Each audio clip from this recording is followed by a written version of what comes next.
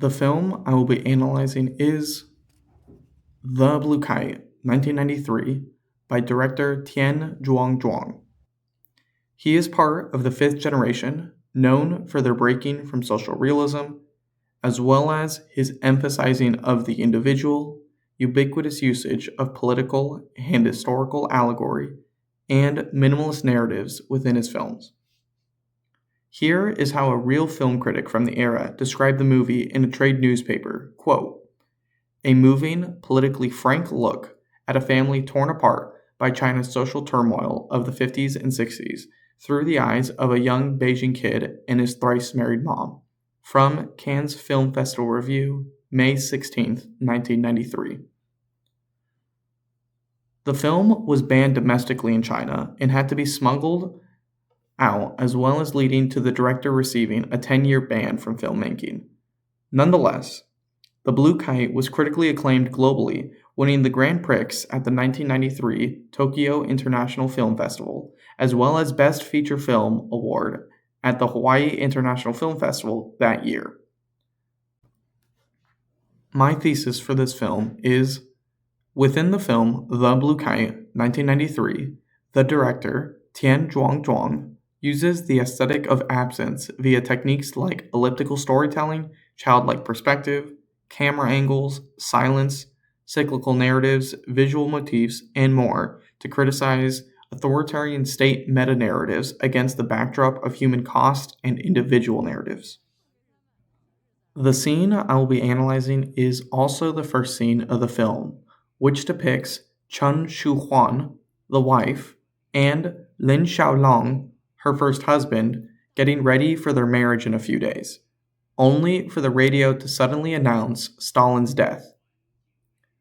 Immediately, we see how the state domineers over citizens' lives by not only stifling the conversation, but also by this faraway camera angle, which highlights 1. The looming presence and power of the state, and 2. The detachment, a form of absence, physically and emotionally, between state and citizen.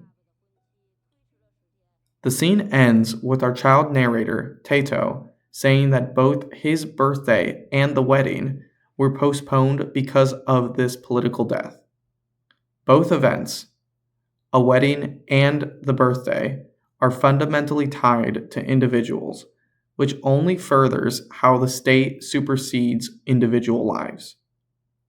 This scene captures the human cost of politics, especially since our child narrator, who has an absence of understanding and thus gives no explanation for why Stalin's death matters, only mentions the pain it causes. Scholar Xu Dongjiang at NYU agrees with this tension between state and individual. He argues, now paraphrasing, that there are two sets of characters in the film: those who exist beyond the political sphere, like children and old people, as well as those whose, quote, entire existence is no more than being organs of the nebulous power machine. But, according to Zhu Dongjiang, what makes the main characters different is that they are the ones who, quote, get caught in between, namely those who live in a dangerous world yet fail to see the coming danger or find a way out of it, end quote.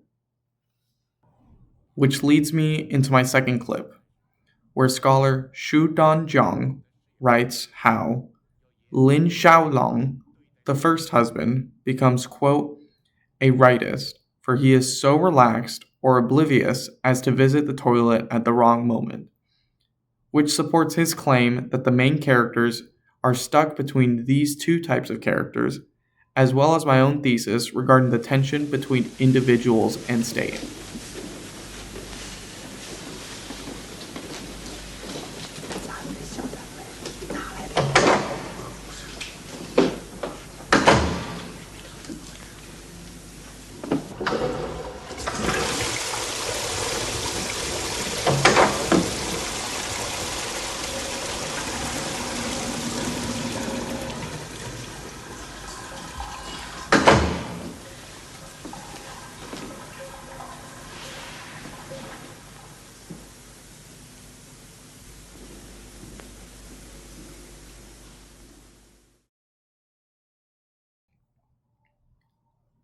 Another way to interpret this scene is as a criticism of meta-narratives, as Ban Wang does, writing that, quote, "The manner in which Lin Xiaolong is condemned, Aritis, also points to a haphazard and random nature of history," end quote, which undermines the state's grand narrative that human cost is necessary for social progress.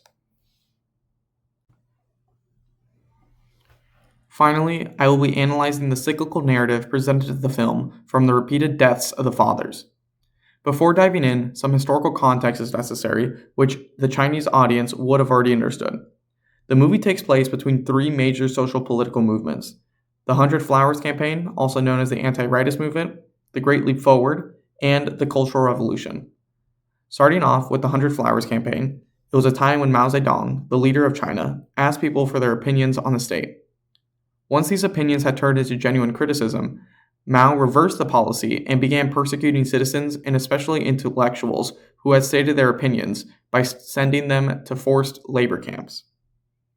The second major historical moment was the Great Leap Forward. This was Mao's attempt to rapidly industrialize China by moving away from an agriculture economy via the seizure of businesses in a process called collectivization. The result was the Great Chinese Famine, which is among the deadliest famines of all time. Last was the Cultural Revolution. This was a political purging and ideological purifying by the Red Guard, a paramilitary youth group, mostly high school and university students, who followed the Red Book, a book of quotes by Mao. Quote, 2 years later, the Cultural Revolution was proving to be an unprecedented political catastrophe, yet Mao Zedong insisted on praising it, end quote. Once the youth started trying to seize headquarters, other leadership pressured Mao Zedong to stop it. Ultimately, Mao exiled over 10 million youth to the countryside to be, quote, re-educated. In the film, the audience is never explicitly told about this indispensable historical context. Instead, the viewer only watches in horror as a young boy and his mother struggle as one by one each of his three father figures die off. The importance of this cannot be understated. Hannah Nielsen articulates the significance phenomenally. The three fathers represent three different directions that society took during the 100 Flowers movement, the Great Leap Forward, and the Cultural Revolution. Each of them fails in his attempt to provide security for the family. All three are equally powerless in avoiding death as a result of the three political movements unfolding in the firm. The party has totally displaced the role, function, and presence of the three fathers in an inexorable progression, leaving Taito and his mother nothing. Robbed of hope, family, and their futures, they finally put up a desperate struggle. Going back to Xu Danjiang, he also builds off this idea, but instead focuses on the elliptical structure, arguing that it attempts to reconstruct the past from the perspective of victims of trauma. When history is experienced through trauma, it is no longer a progressive timeline, but rather a series of frozen, shocking moments. Quote, "History, thus conceived, is not a process, a continual flow, but a rupture.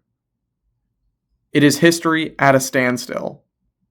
Time, thus experienced, is not fulfilled in the richness of life, but is arrested as an eternal instant of shock." In conclusion, director Tian Zhuangzhuang masterfully utilizes the aesthetic of absence through his elliptical narrative structure, the detached, childlike perspective, and so on to criticize authoritarian state meta-narratives. He does this in the first scene with the sudden news of Stalin's death displacing individual lives through camera angles and the two character types of the film. Then he scrutinizes state grand narratives through the absurdity of Lin Xiaolong's condemnation as a rightist for merely visiting a toilet.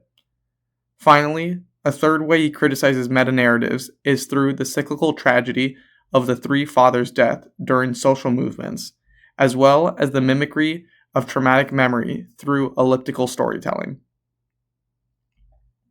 The Blue Kite is a triumph in criticism of prioritizing state over individual by highlighting the human cost of politics via struggling mother and son.